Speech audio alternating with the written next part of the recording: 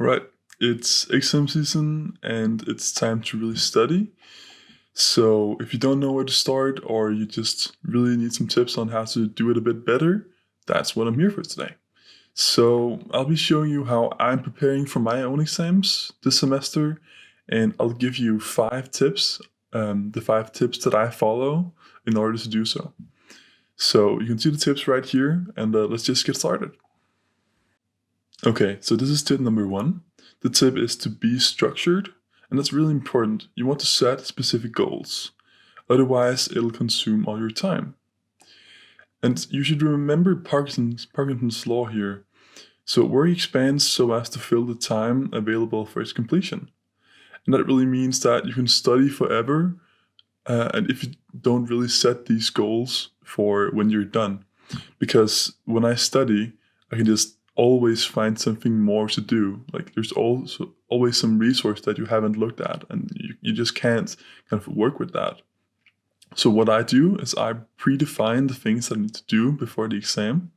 So right now I'm preparing for a mathematics exam, and I've kind of made a point system where one lecture review is 1 point, one supplementary video is 1 point, and each trial exam or test exam that I do is 6 points.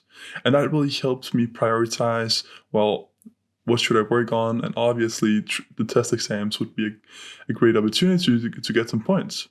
And you want to make sure that the point system makes sense and that it has an end. So just weigh your priorities. So the most important things you give a lot of points to if you do the same as me. But this gamification really works for me.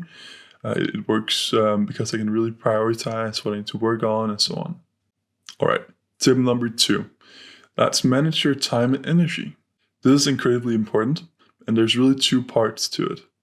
So you want to space out your work such that you just don't quit and burn and quit halfway. That's not a good thing, obviously.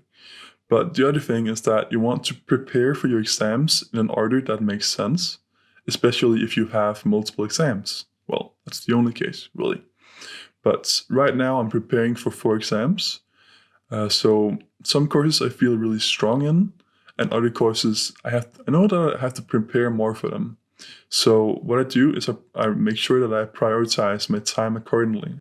So you want to make sure that you're preparing for an exam as close to the due date or the exam date as possible. It doesn't make sense to prepare for the exams in the order that you have them in. Not always, at least. So to give an example here, right now I'm studying for my math exam. And even though that's my last exam, I'm still studying for it right now because I have really little time to prepare for it if I start after the exam just before that, actually 2 days only. So I just made sure to start in good time in order to finish everything that I need to do. All right, so the third tip right here is mindless repetition does not work. It has never worked, so you have to make sure that you're not doing it. It doesn't just work to reread the material that you've already read during the semester. So that information is just going in one way and out the other. It doesn't make sense to do it.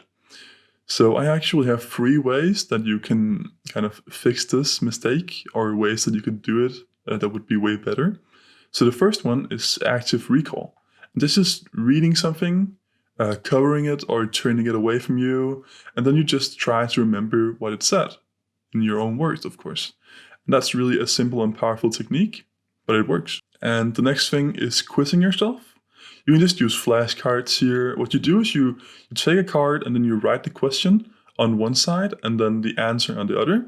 So you try to answer the question as best as you can, and then you just turn over the flashcard and you'll see if you got it right or not. If you didn't, just put it in the stack again and try again later. And the third method here is the Feynman method.